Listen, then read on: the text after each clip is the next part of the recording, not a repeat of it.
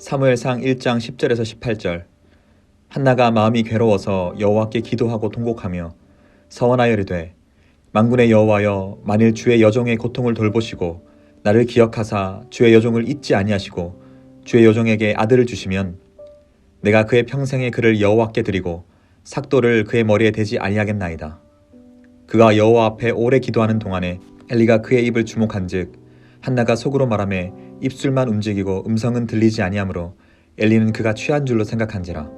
엘리가 그에게 이르되 내가 언제까지 취하여 있겠느냐, 포도주를 끊으라 하니 한나가 대답하여 이르되 내 주여, 그렇지 아니하나이다. 나는 마음이 슬픈 여자라. 포도주나 독주를 마신 것이 아니오 여호와 앞에 내 심정을 통한 것뿐이오니 당신의 여종을 악한 여자로 여기지 마옵소서. 내가 지금까지 말한 것은 나의 원통함과 격분됨이 많기 때문이니이다 하는지라. 엘리가 대답하여 이르되 평안히 가라.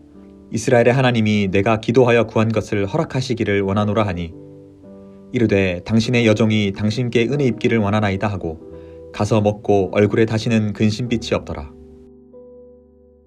복 있는 사람으로 하나님의 말씀을 묵상하시는 모든 독자들에게 우리 하나님의 크신 은혜와 사랑이 함께 하시기를 간절히 바랍니다.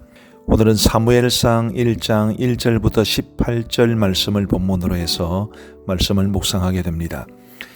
그 중에서도 특별히 한나의 믿음에 대해서 주목해 보고자 하는데요. 이 한나는 정말 하나님께서 복을 주실 만한 믿음을 가지고 있었던 여인이라고 생각을 합니다. 왜 그러냐 하면 크게 두 가지 측면에서 생각해 볼 수 있는데요. 하나는 그의 기도였습니다. 오늘 10절 말씀부터 11절 말씀을 보시면 한나가 마음이 괴로워서 여호와께 기도하고 통곡하며 서원하여 이르되 만군의 여호와여, 만일 주의 여종의 고통을 돌보시고 나를 기억하사 주의 여종을 잊지 아니하시고 주의 여종에게 아들을 주시면 내가 그의 평생에 그를 여호와께 드리고 삭도를 그의 머리에 대지 아니하겠나이다. 아멘. 이런 말씀이 기록되어 있습니다. 남편 엘가나가 한나 자신의 아이를 낳지 못했기 때문에 브닌나라는 이제 또 다른 아내를 들여서 아들을 낳게 됩니다. 이 브닌나가 남편의 사랑을 독차지하고 있는 한나에 대해서 굉장히 마음이 불편해서 한나를 굉장히 우리식으로 말하면 못살게 굴지요. 그런 상황에서 한나의 마음이 굉장히 괴로웠습니다. 그 괴로움을 한나는 기도로 하나님 앞에 아뢰었습니다. 한나가 얼마나 간절하게 기도했는지를 보여주는 표현들이 몇 가지가 있는데 이제 여호와께 기도하고 통곡했다는 것, 또 서원하며 기도했다는 것, 이런 것들이 한나가 얼마나 간절히 하나님 앞에 기도했는지를 말해줍니다.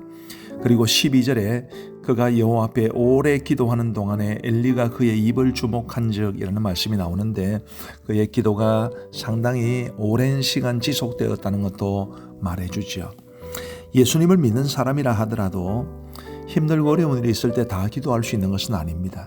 그런데 한나는 정말 하나님 앞에 간절하게 기도했다는 측면에서 하나님께서 그에게 복을 주실 만한 믿음을 가지고 있었다고 우리는 생각해 볼 수 있을 겁니다.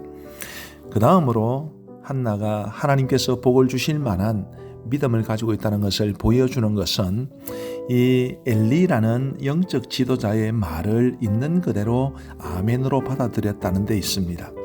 사실은 이 엘리는 그다지 존경받을 만한 지도자는 아니었습니다. 이 사무엘상 초반에 나오는 엘리의 이야기를 아실 만한 분들은 다 아시겠습니다만은 이 엘리는 정말 존경받을 만한 모습이 별로 없었습니다.